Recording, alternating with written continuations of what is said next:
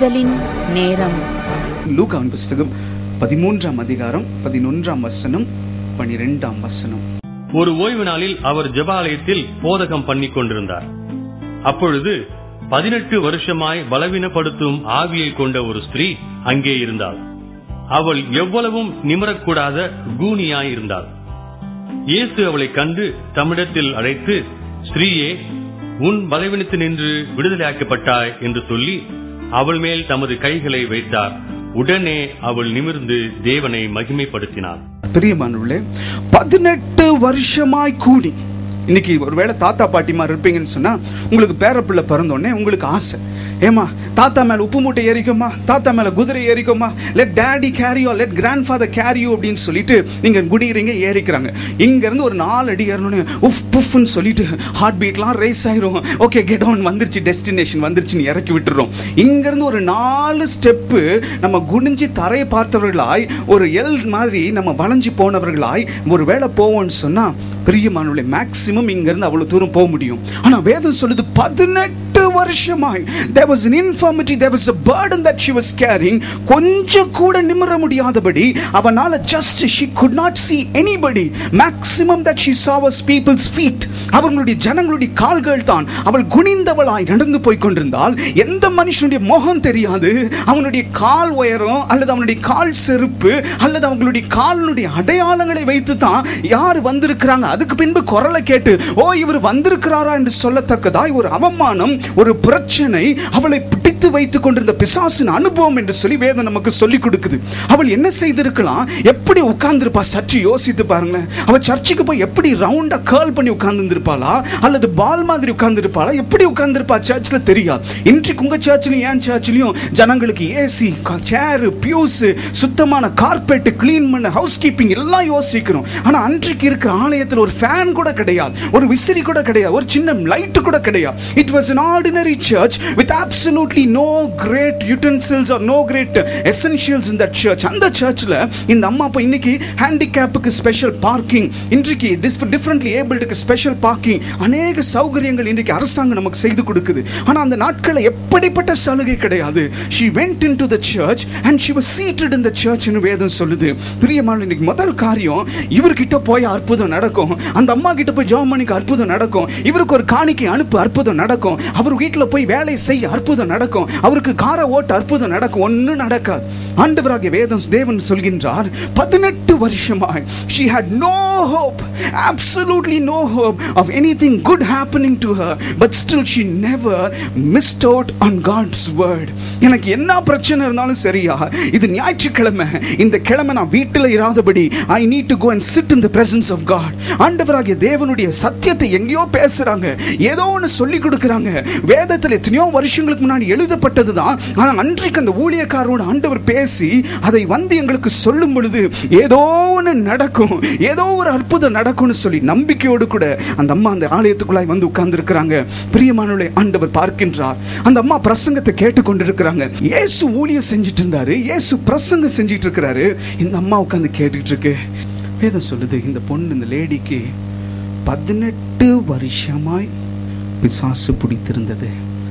பிசாசுக்கும் இவங்களை பிடிக்கும், இவங்களுக்கும் பிசாசு பிடிக்கும். எப்படின்னு தெரியல. ஆனால் ஏதோ ஒரு விஷயத்தில் இந்த அம்மாவுக்கு I just think I want to come out of this. I don't think I can entertain this. I don't think I can live with this. It's okay, it is not harming me, but it is a burden. I cannot carry this burden for a long time. I want to give my life to God. அந்த அம்மா எத்தனை வருஷம் ஆலயத்துக்கு வந்ததுன்னு தெரியாது, எத்தனை ஆண்டுகள்னு தெரியாது. ஆனால் வேதம் சொல்லுது, இயேசு பிரசங்கம் பண்ணும் பொழுது அந்த அம்மா அந்த இடத்துக்கு வந்து உட்கார்ந்தது. ஒருவேளை அவங்க போகும்பொழுது எல்லாரும் சொல்லியிருப்பாங்க, ஹே குதிரை கூனி போறா, ஹே கழுத மாதிரி கூனி போறா, கூனி கூனி கூனி கூனி ஸ்டூப்பிங் டவுன் அப்படின்னு சொல்லி அவளை கிண்டல் பண்ணியிருப்பாங்க. அது மத்தியிலும் இயேசு கிறிஸ்து எனக்கு செய்வார். when I go to the church, God will do something ன்னு போறாரு. வேதம் சொல்லுது 18 வயசு. ஏன் அந்த 18 வயசை சொல்கின்றார் என்றால், இயேசு 12 வயதா இருக்கும் பொழுது ஆலயத்துக்கு போகின்றார். when Jesus goes to the church, 12 வயசுல இயேசு போகும் பொழுது ஒருவேளை நம்ம ஆலயத்துக்குள்ள உட்கார்ந்துருக்கலாம். ஒருவேளை பிசாசு எப்படி பிடிச்சது, எங்க போய் பெற்றுக்கொண்டாங்க தெரியாது. ஆனா பிடிச்ச பிறகு ஐயோ இது வேண்டாம், இது வேண்டாம், இது வேண்டாம், இதை தீர்வு கொடுக்க இயேசு மட்டும், இந்த கடவுள் தான் ஆலயத்துக்குள்ள வந்திருப்பாங்க. இப்போ இயேசு 30வது வயதில் தான் ஊழியத்துக்கு வந்தார். 18 வருஷங்கள் பிறகு வேதம் சொல்கின்றது, ஆண்டவர் அந்த பெண்ணை பார்க்கின்றார். அவளை பார்க்கணும்னு நினச்சிருப்பாரு. சின்ன வயசில் I saw this lady. இத்தனை வருஷமும் she's been stepping into the church. அன்று பார்த்தேன், இன்றைக்கும் பார்க்கிறேன். இன்னைக்கு நான் அற்புதம் செய்யலைன்னா she will be an absolutely failure in the sight of all people. ஆகையால் let me call. அவருடைய ஊழியத்தை முடிக்கிறாரு. முடித்து போகும் பொழுது அழைத்து அந்த பெண்ணின் மேல் கையை வைத்து அவளை ஆசீர்வதிக்கின்றார். உடனே அவளுடைய கூன் மாறி போயிற்று. அவள் எழும்பி நின்று பிரகாசமாய் நடந்து போனார் அப்படின்னு சொல்லி வேதம் நமக்கு சொல்கின்றது. இன்னொரு மனுஷனை நான் உங்களுக்கு காண்பிக்க போறேன். அவருடைய லைஃப்ல இதே மாதிரி ஒரு சூழ்நிலை இருந்தது. அவருக்கும் என்ன நடந்தது என்று சொல்லி காண்பித்து கொடுத்த பிறகு then I'm going to tell you what does God expect in our life அப்படின்னு சொல்லி நான் முடிக்க போகின்றேன். பெதஸ்தா குளத்தண்ட ஒரு மனுஷன் இருக்கிறான். யோவானின் புஸ்தகம் 5ஆம் அதிகாரம் 7 and 8 7 8. அதற்கு வியாதிஸ்தன், ஆண்டவரே, தண்ணீர் கலக்கப்படும் போது என்னை குளத்தில் கொண்டு போய் விடுகிறதற்கு ஒருவரும் இல்லை. நான் போகிறதற்குள்ளே வேறொருவன் எனக்கு முந்தி இறங்கி விடுகிறான் என்றான். இயேசு அவனை நோக்கி, எழுந்திரு, உன் படுக்கையை எடுத்துக்கொண்டு நட என்றார். உடனே அந்த மனுஷன் சொஸ்தமாகி தன் படுக்கையை எடுத்துக்கொண்டு நடந்து போனான். அந்த நாள் ஓய்வு நாளாயிருந்தது. பிரியமானே, ஓய்வு நாள் அன்றைக்கு இந்த மனுஷன் 38 வருஷமாய் பிரச்சனை. இயேசு கிறிஸ்துக்கு எத்தனை வயசுல அவர் உயிரோடு இருந்து மரித்து போய் திருப்பி உயிரோடு வந்தார்? எத்தனை வருஷம்?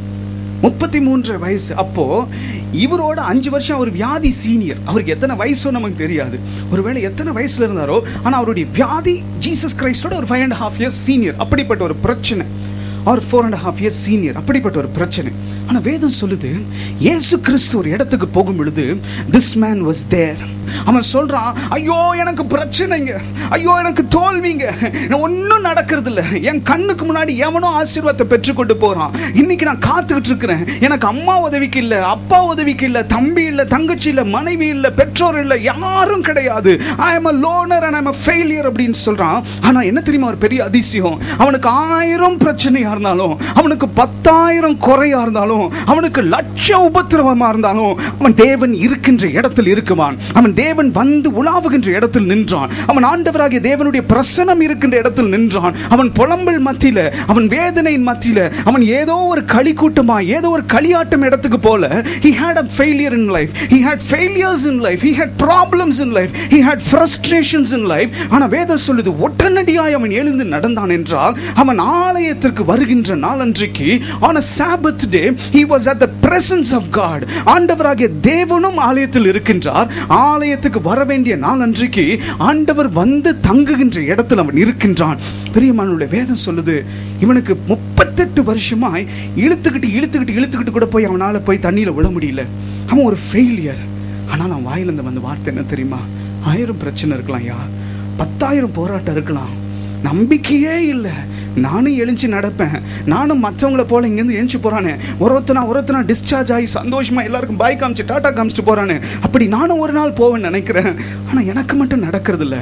பின்னாடி வந்தவங்களாம் முன்னாடி போயிட்டான், நான் அதே இடத்துல இருக்கிறேன்னு சொல்ல மனுஷன் வேதம் சொல்லுது. ஆனாலும் அவன் விட்டு போக மாட்டான். எனக்கு ஒரு அதிசயம் நடக்கணும், எனக்கு ஒரு ஆச்சரியம் நடக்கணும், இந்த ஆண்டவரை பிடிச்சிக்க போறேன், நடந்தா நடக்கட்டும், அப்படி இல்லைன்னா நான் இதே ஸ்தலத்துல இருந்து மறிக்கட்டும். பிரியமானவர்களே, இன்றைக்கு ஆண்டவர் உங்களோடு கூட இந்த ஞாயிற்றுக்கிழமை, where do you spend your day? My dear brother, my dear sister, whichever church you go to, whichever congregation you're a part of, be in a place where Jesus can be found. இயேசு ஒரு இடத்துல இருப்பார்னு அந்த இடத்துக்கு போங்க ஐயா. சும்மா போய் டைமை வேஸ்ட் பண்ணாதீங்க. இவங்க 2 பேருக்கு 1000 பிரச்சனை. 18 வருஷம் ஒருத்தி, 38 வருஷம் ஒருத்தன். ஆனால் வேதம் சொல்லுது, ஞாயிற்றுக்கிழமை எந்த இடத்துல ஆண்டவர் வருவாரோ அந்த இடத்துக்கு நாங்கள் போவோம் ஐயா. These 2 people, infirm, disabled, challenged, absolutely ridiculed. ஆனால் அவங்க எங்கே இருந்தாங்கன்னா, they were at the right place, right time when Jesus could meet them. பிரியமானவர்களே, நான் ஜெபம் பண்ண போகிறேன். என்ன சொல்லி ஜெபம் பண்ண போகிறேன்னா, நீங்கள் ஒரு முடிவெடுங்க. ஞாயிற்றுக்கிழமை இயேசுவே சர்ச்சில் இருந்தாருன்னா நான் எங்கே இருக்கணும்? ஞாயிற்றுக்கிழமை இயேசு கிறிஸ்து பலவீனர்களை வந்து ஆசீர்வதித்தார்னா நான் எங்கே இருக்கணும்? இன்னைக்கு ஞாயிற்றுக்கிழமை தான் பீக் ஆஃப் த பிளானிங். என்னன்னு சொன்னா, அவனை பார்க்கணும், இவ்வளோ பார்க்கணும், இங்கே முடிச்சு அங்கே போகணும், அங்கே முடிச்சு இங்கே வரணும். ஒரே ஒரு நாள் தான் பிரதர் லீவு. பெரியமான உலகத்தானுக்கு உங்களுக்கு எனக்கு we might look like fools, we might look like absolute clowns. அந்த முடிவு என்ன தெரியுமா வரும்? இந்த ஆளை போல யாரவன் தெரியாது, ஆனால் இன்னைக்கும் பிரசங்கம் பண்ணுறோமே, கூனிங்க குதிரை மாதிரி இருந்தா அவள் ஆண்டவர் அற்புதம் செஞ்சா. 18 வருஷம் பிரச்சனை. She rose up and walked. பிரியமானவர்களே, என்னுடைய ஆசை என்னன்னா, நீங்கள் டி நகரில் வீடு வாங்கினீங்க, பெசன் நகரில் பங்களா வாங்கினீங்கன்னு சொல்லி உங்கள் பேர் வரதை காட்டிலும் கடைசி வரைக்கும் வாடகை வீட்டில் இருந்தாங்க. ஆனால் அவங்க வாழ்க்கையில் அநேகருக்கு ஆசீர்வாதமாக இருந்தாங்க. அவங்க பலருக்கு பிரயோஜனமாக இருந்தாங்க. அவங்க குடும்பம் அநேகருக்கு பிரயோஜனமாய் கர்த்தர் பிட்டு கொடுக்குற ஆசீர்வாதமாக இருந்தாங்க. அவங்க இன்னைக்கு கடைசி வரைக்கும் பெருசாக சாதிக்கலை, ஆனால் பரலோகத்துக்கு போகும் பொழுது there is wealth untold for them, there are privileges untold for them, and that is what God is going to do என்று சொல்லி இன்றைக்கு நீங்களும் நானும் சொல்ல போகிறோம். அப்படிப்பட்ட ஆட்களை நீங்களும் நானும் மாற போகிறோம். கண்களை முடிச்சாமலாம். இன்றைக்கி நீங்கள் என்ன முடிவு எடுக்க போகிறீங்க? If you want to be blessed, be in a place where God is present, at least on a Sunday. ஆண்டவரே, that is the only day, but still I want to give it, Lord. I want to give it a try. ஒருவேளை இன்னும் 6 வாரம் இருக்குது, 6 Sundays என் முன்னாடி இருக்குது. I want to throw a challenge to you, God. I will be in the church on a Sunday. Will you be in my life னு கேளுங்க. Will you be in my business னு கேளுங்க. Will you be in my office னு கேளுங்க. Will you be in my family? Will you be in my position? Will you be in my ministry? ஆண்டவர்கிட்ட கேளுங்க. கர்த்தர் பேசும்படி இருக்கிறார். வா வழக்க come let's reason out என்று சொல்கின்ற தேவன் உங்கள் தேவனும் என் தேவனும்.